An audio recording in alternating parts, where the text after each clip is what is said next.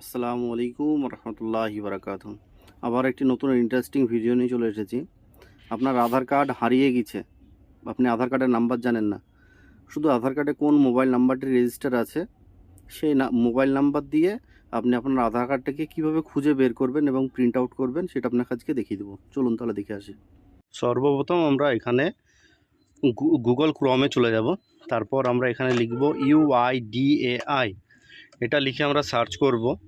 Search করলে আমরা প্রথম অপশানটি দেখতে পাবো UIDAI অপশানটিকে।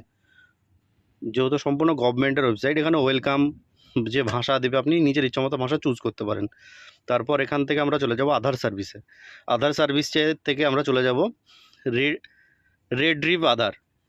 এখানে ক্লিক করার পরে এখানে আমরা আপনার আধার কার্ডের যে নাম রয়েছে সেই নামটি এবং যে মোবাইল নাম্বারটি দিয়ে আধার কার্ড নাম্বারটি রেজিস্টার করা আছে সেই মোবাইল নাম্বারটি দিয়ে এখানে ক্যাপচার কোডটি ফিল করবেন। সেন্ড ওটিপি করলে আপনার মোবাইলে একটি ওটিপি আসবে। ওটিপিটিকে ফিল করুন, তারপর সাবমিট করলে আপনার নাম এবং আধার নাম্বার সঙ্গে সঙ্গে আপনাকে শো করবে। তারপর ওখান থেকে কপি করে নিয়ে আপনি আধার কার্ডটিকে ডাউনলোড করতে পারেন। উপকৃত হলে ফলো দিয়ে পাশে থাকবেন। ধন্যবাদ।